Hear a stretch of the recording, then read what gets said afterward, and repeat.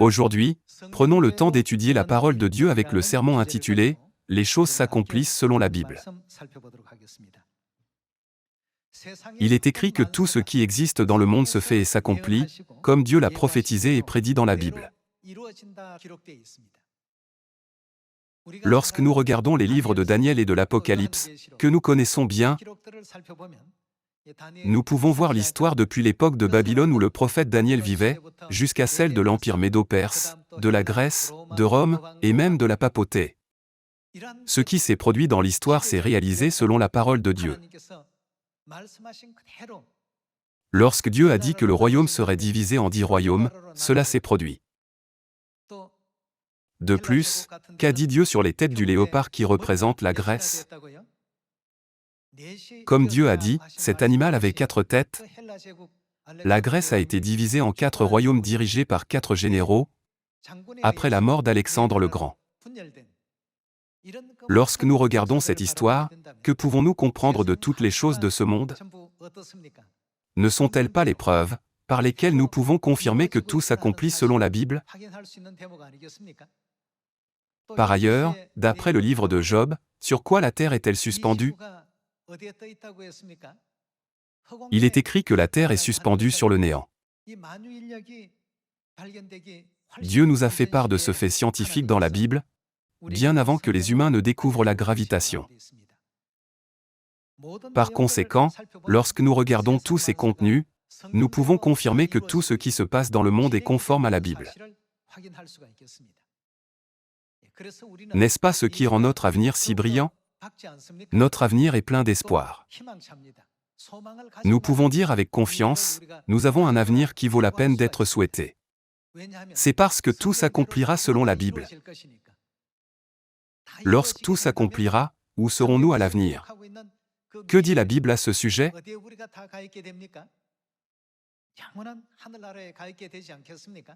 Ne serons-nous pas tous dans le royaume éternel des cieux ? Nous vivrons tous le moment glorieux, où nous jouirons de la vie éternelle et des bénédictions avec Dieu. Par conséquent, nous ne devons jamais penser, seules les scènes historiques écrites dans les livres de Daniel et de l'Apocalypse se sont accomplies. Rien d'autre ne s'accomplira selon la Bible. Confirmons que les événements qui se produisent maintenant sont un accomplissement de ce qui est écrit dans la Bible, en allant à 1 Corinthiens chapitre 15. 1 Corinthiens chapitre 15. Dans 1 Corinthiens chapitre 15, verset 3, il est écrit : « Je vous ai enseigné avant tout, comme je l'avais aussi reçu, que Christ est mort pour nos péchés, selon quoi ? Les Écritures, en d'autres termes, cela s'est passé exactement comme cela a été écrit dans la Bible.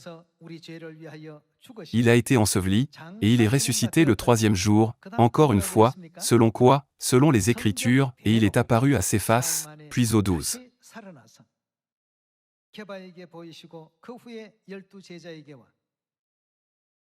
Lorsque nous lisons les versets 3 et 4, il est dit que le Christ est mort pour nos péchés selon les Écritures, et qu'il est ressuscité selon les Écritures. Lorsque nous regardons la vie du Christ, il est ressuscité des morts le 3e jour selon ce qui est écrit dans la Bible. Qu'en est-il de son sacrifice sur la croix ? Le Christ est mort sur la croix pour faire l'expiation de nos péchés. N'est-ce pas aussi écrit dans la Bible ? Tout était déjà écrit et prophétisé dans la Bible, n'est-ce pas ? Pour cette raison, devrions-nous ajouter un seul mot ou une seule phrase à la Bible, ou en retrancher quelque chose ? Nous ne devons jamais changer même une seule lettre. Chaque fois que nous nous souvenons de ce fait, nous pouvons comprendre une fois de plus que tout se passe selon la Bible, comme je l'ai mentionné dans le titre du sermon d'aujourd'hui. Récemment, un typhon s'est abattu sur nous cet été, et a causé beaucoup de dégâts ici en Corée.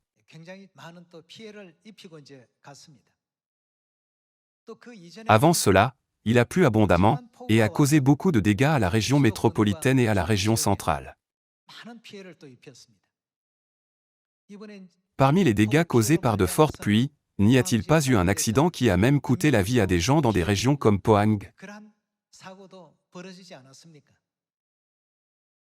On y trouve beaucoup de beaux rivages et d'immeubles de grande hauteur. En raison des beaux paysages et de la vue sur l'océan, beaucoup de gens y ont acheté des appartements.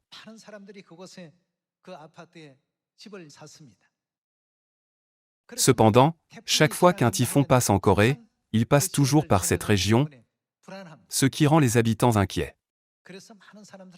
Cela a amené beaucoup de gens à reconsidérer ce qu'ils pensent à l'égard de ces régions. Ils ont construit leurs villas dans les montagnes pour la beauté des paysages, et ont construit des maisons avec vue sur l'océan, dans l'intention d'y passer le reste de leur vie. Cependant, en voyant tous ces événements terrifiants et mortels, tels que les incendies de forêt qui éclatent dans les montagnes, ou les typhons qui s'abattent sur la terre, les gens disent maintenant, bien sûr, les endroits avec de beaux paysages sont bons, mais le meilleur endroit est un endroit sûr. N'êtes-vous pas venu à l'endroit le plus sûr du monde, en suivant la conduite de la Bible de Dieu? D'après Jérémie chapitre 4, verset 5, où est l'endroit le plus sûr du monde? Dieu continue à proclamer à toute l'humanité qu'elle doit rapidement fuir vers Sion, un séjour tranquille, sans délai. Nous devons toujours rendre grâce et gloire éternelle à Dieu Elohim, qui nous a choisis avant la création du monde, et nous a conduits dans cet endroit sûr. Dans les derniers jours, les désastres climatiques ne seront pas le seul désastre dont il faudra s'inquiéter. Dieu a déjà dit que dans les derniers jours, le monde entier sera jugé par le feu, et qu'en ce temps-là, nous devons demeurer dans l'endroit le plus sûr.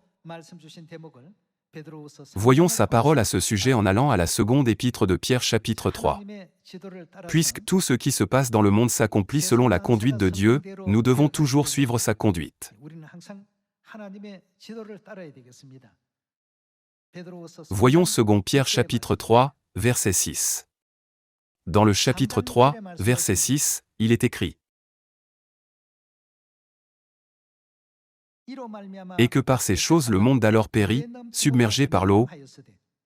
Mais, par la même parole, les cieux et la terre d'à présent sont gardés et réservés pour le feu, pour le jour du jugement et de la ruine des hommes impies.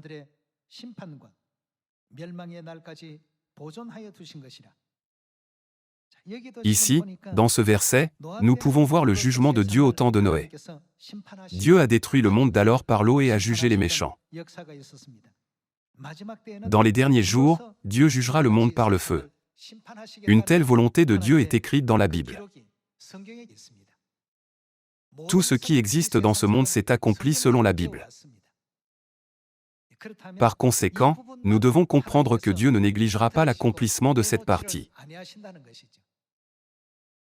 Comment tous les écrits de la Bible ont-ils été écrits? Dieu l'a dit à ses prophètes, et comme ils étaient poussés par le Saint-Esprit, ils ont rassemblé et écrit toutes les paroles de Dieu. Par conséquent, tout est conforme à ce qui est écrit dans la Bible. L'histoire est aussi l'accomplissement de la Bible. Aucun être humain ne peut la modifier arbitrairement. Donc, en regardant les divers phénomènes qui se produisent autour de nous aujourd'hui, nous devons nous demander, où en sommes-nous en cette époque? Nous devons trouver une réponse à cette question. Maintenant, les climatologues et les météorologues disent: les êtres humains ne peuvent plus contrôler la hausse de la température de la Terre. Nous avons déjà dépassé le point de non-retour. Ils utilisent ces expressions très fréquemment. En d'autres termes, cela ne veut-il pas dire que l'humanité est en grave danger? Chaque fois qu'il y a un tel danger, Dieu sonne l'alarme. Fuyez rapidement vers Sion. Ne tardez pas. Il y a encore beaucoup de gens dans le monde qui ne connaissent pas Sion. Alors faites connaître Sion aux gens, afin qu'ils puissent tous retourner rapidement à Sion. Les désastres climatiques et les guerres qui ont lieu sur cette terre sont bien sûr de gros problèmes, mais la souffrance dans l'enfer éternel au siècle des siècles est le plus grand de tous les désastres. C'est pourquoi Dieu dit à l'humanité de retourner rapidement à Sion, sa demeure.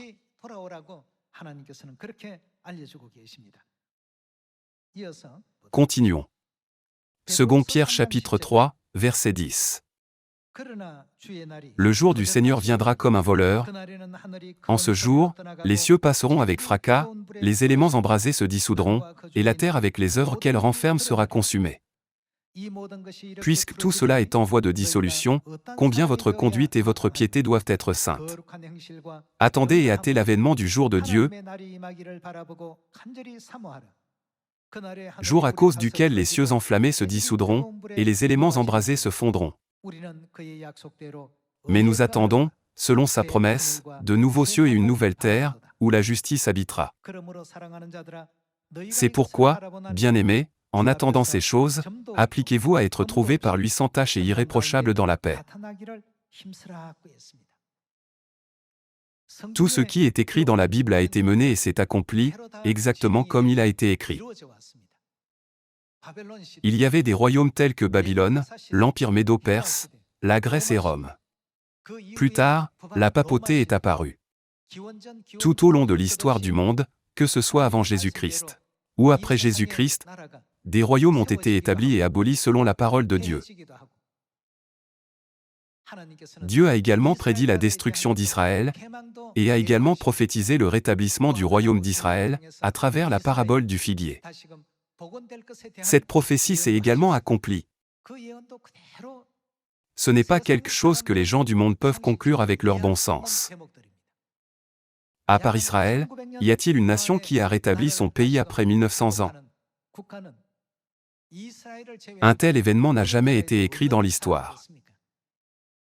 Cependant, puisque cela a été écrit dans la Bible, Dieu l'a fait se produire tel qu'il a été écrit. Comment cela a-t-il été possible? Qui dirige l'époque et les événements historiques? Cela a été possible parce que Dieu était celui qui a guidé et conduit toutes ces choses. Cette terre nous appartenait il y a 1000 ans, alors rendez-la à nous. Selon les normes humaines, c'est un non-sens. Néanmoins, Israël, qui avait perdu sa souveraineté en 70, l'a retrouvée en 1948. Toutes choses se sont accomplies et sont devenues une réalité, comme Dieu les a écrites dans la Bible. C'est pourquoi nous ne devons jamais mépriser une prophétie de la Bible. Elle s'accomplira certainement telle qu'elle. Passons à Sophonie chapitre 1. Dans Sophonie chapitre 1, verset 14, il est écrit: Le grand jour de l'Éternel est proche, il arrive en toute hâte, le jour de l'Éternel fait entendre sa voix, et le héros pousse des cris amers. Ce jour est un jour de fureur, un jour de détresse et d'angoisse, un jour de ravage et de destruction, un jour de ténèbres et d'obscurité, un jour de nuée et de brouillard, un jour où retentiront la trompette et les cris de guerre, contre les villes fortes et les tours élevées. Je mettrai les hommes dans la détresse, et ils marcheront comme des aveugles, parce qu'ils ont péché contre l'Éternel. Je répandrai leur sang comme de la poussière, et leur chair comme de l'ordure. Ni leur argent ni leur or ne pourront les délivrer, au jour de la fureur de l'Éternel. Par le feu de sa jalousie tout le pays sera consumé, car il détruira soudain tous les habitants du pays.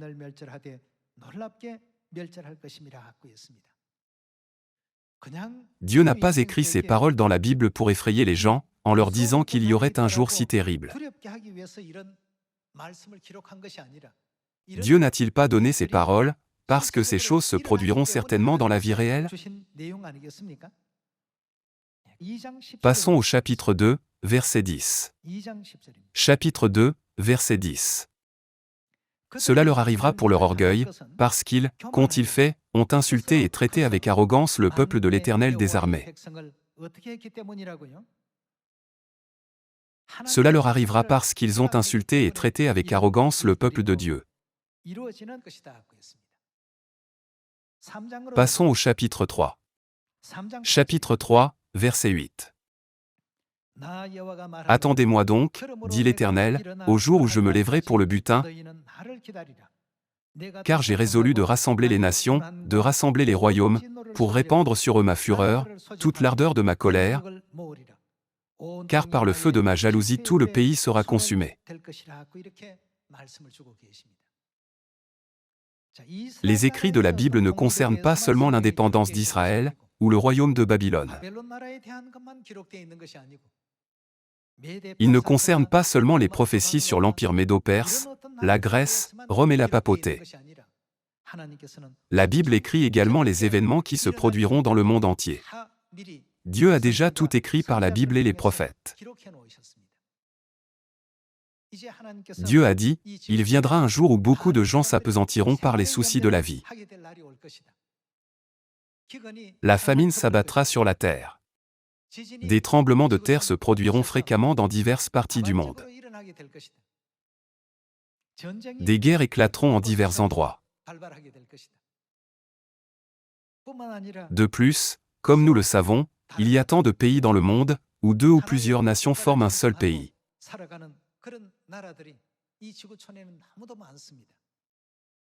Une nation s'élèvera contre une nation. Les gens se livreront à l'ivrognerie et aux orgies, pour oublier délibérément leur situation.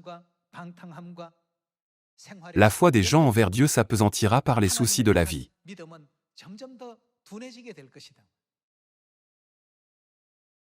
Cependant, dans de tels moments, que doit faire le peuple céleste?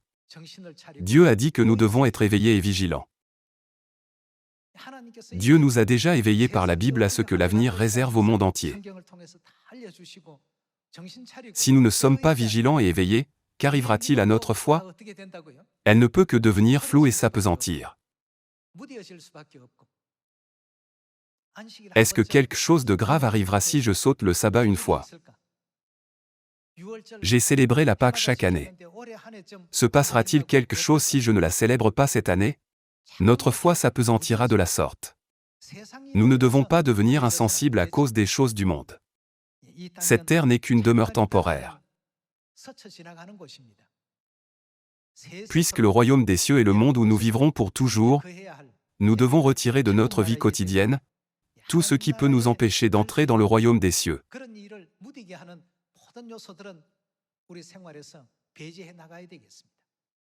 Nous devons être capables de prendre courage en étant pleins d'endurance et de courir vers le royaume des cieux jusqu'à la fin. Dans la prophétie de Sophonie, Dieu a dit, « Tout le pays sera consumé par le feu de ma jalousie ». En effet, tout se passe dans le monde selon la Bible. Voyons l'Évangile selon Luc chapitre 21, verset 9. Dans le chapitre 21, verset 9, Jésus a dit, « Quand vous entendrez parler de guerre et de soulèvement », Jésus a utilisé l'expression « guerre et soulèvement ». La Bible a clairement écrit que les gens entendront parler de guerre et de soulèvement, en d'autres termes, d'émeutes, de révoltes ou de troubles. Quand vous entendrez parler de guerre et de soulèvement, ne soyez pas effrayés, car il faut que ces choses arrivent premièrement. Mais ce ne sera pas encore la fin. Alors il leur dit, une nation s'élèvera contre une nation, et un royaume contre un royaume, il y aura de grands tremblements de terre, et, en divers lieux, des pestes et des famines. Une peste peut être simplement décrite comme une maladie infectieuse, c'est-à-dire une pandémie. La Covid-19 peut également être considérée comme une peste. Il y aura des phénomènes terribles et de grands signes dans le ciel. Jésus nous a avertis d'être prudents lorsque ces phénomènes se produisent. Verset 34. Prenez garde à vous-même, prenez garde à ne pas dormir, de crainte que vos cœurs ne s'appesantissent par les excès du manger et du boire, et par les soucis de la vie.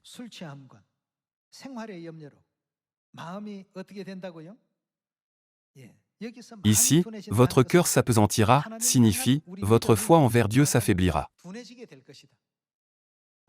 Se passera-t-il quelque chose si je n'assiste pas au culte une fois?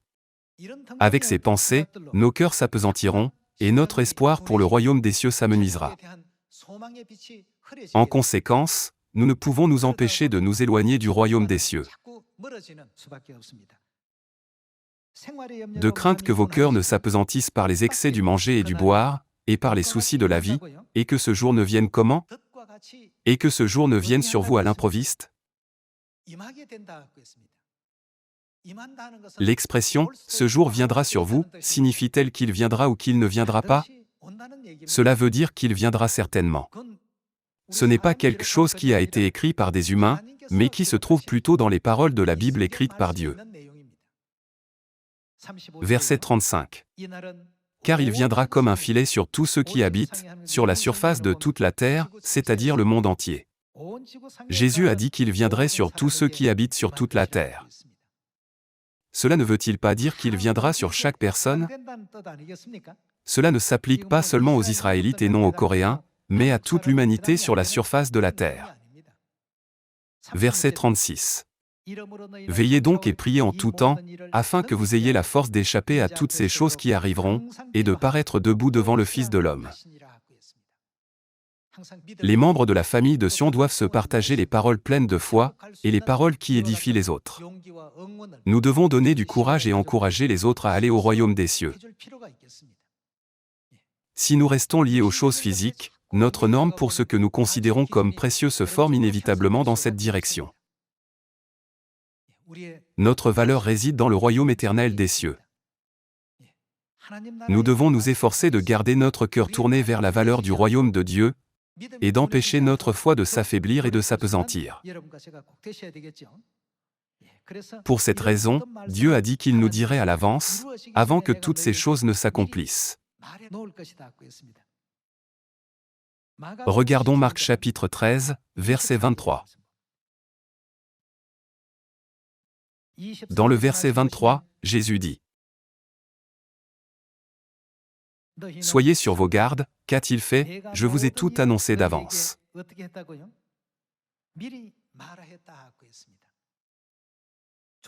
Les paroles écrites dans Luc chapitre 21, ou dans Sophonie et 2 Pierre, que nous avons lues tout à l'heure, sont toutes les paroles de Dieu qui nous ont été dites d'avance. Verset 18. Priez pour que ces choses n'arrivent pas en hiver. Car la détresse, en ces jours, sera telle qu'il n'y en a point eu de semblable, depuis le commencement du monde que Dieu a créé jusqu'à présent, et qu'il n'y en aura jamais. Et, si le Seigneur n'avait abrégé ces jours, personne ne serait sauvé, mais il les a abrégés, à cause des élus qu'il a choisis.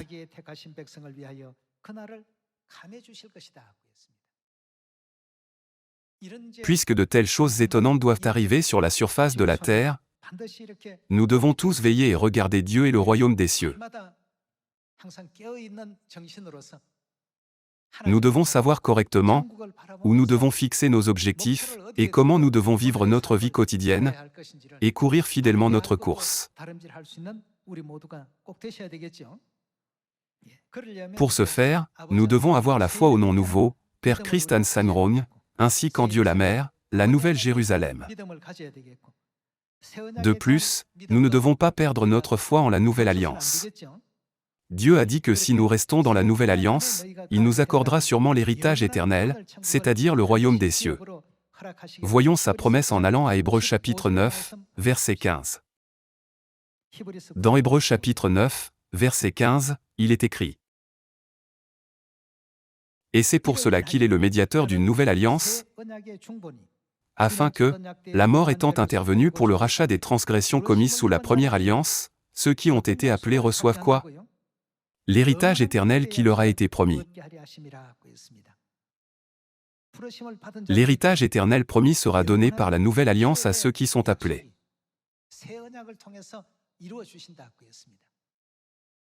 Par conséquent, notre cœur ne doit jamais s'appesantir ou se détourner de la nouvelle alliance, à cause des choses du monde. Au contraire, nous devons veiller. Nous ne devons jamais oublier à quel point le jour du sabbat est précieux, et à quel point la grâce du nom nouveau Christ An Sangrong et de notre Mère Céleste la Nouvelle Jérusalem est grande. Nous devons rester éveillés et faire attention à ne pas nous assoupir spirituellement. Dans la parabole des 10 vierges, il y a 5 vierges qui étaient éveillées et 5 vierges qui dormaient. Les 5 vierges folles n'ont même pas préparé d'huile, parce qu'elles étaient trop occupées à s'assoupir. Contrairement à elles, nous avons besoin de l'huile de la foi. Nous devons faire attention afin que notre cœur et notre foi ne s'apesantissent pas. Notre maison céleste éternelle nous attend. Le jour où nous retournerons dans notre maison céleste éternelle, nous ne devons pas être dans une position où nous ne pourrons pas entrer. Nous devons tous aller au ciel main dans la main avec Père Céleste et Mère Céleste. Alors, parmi les choses qui se produisent selon la Bible, qu'est-ce que Dieu a promis qu'il nous arriverait en cette époque? Voyons Apocalypse chapitre 22, verset 1 pour voir ce que la Bible dit à ce sujet. Voyons quelle bénédiction Dieu accordera au peuple céleste, qui croit au nom nouveau et en Mère Céleste la Nouvelle Jérusalem, c'est-à-dire ceux qui demeurent dans la vérité de la Nouvelle Alliance, et qui louent et glorifient Dieu à Sion.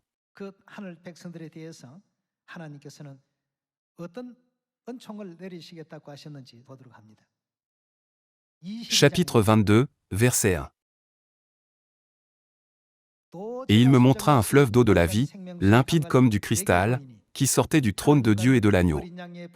Au milieu de la place de la ville et sur les 2 bords du fleuve, il y avait un arbre de vie, produisant 12 fois des fruits, rendant son fruit chaque mois, et dont les feuilles servaient à la guérison des nations. Il n'y aura plus d'anathème. Le trône de Dieu et de l'agneau sera dans la ville, ses serviteurs le serviront et verront sa face, et son nom sera sur leur front. Il n'y aura plus de nuit, et ils n'auront besoin ni de lampe ni de lumière, parce que le Seigneur Dieu les éclairera. Et ils régneront au siècle des siècles.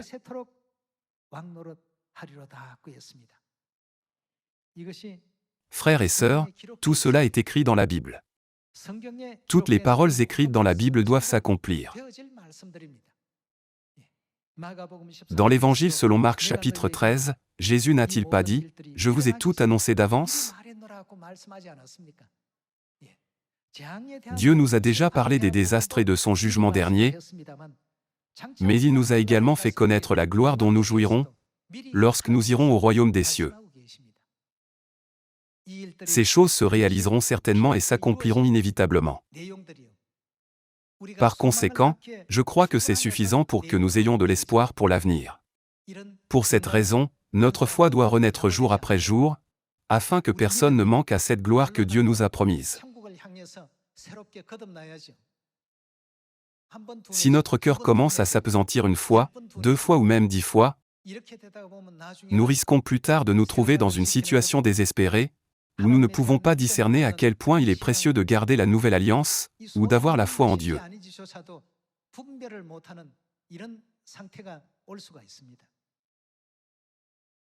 C'est pourquoi la Bible nous avertit. Elle ne cesse de nous dire de rester éveillés et vigilants. Veillons et soyons sobres en gardant à l'esprit que le monde deviendra selon la Bible. N'oublions jamais que notre avenir s'accomplira selon la Bible. En espérant que tous les membres de la famille céleste s'efforceront de s'unir les uns avec les autres, pour prêcher l'Évangile dans la Samarie et jusqu'aux extrémités de la terre.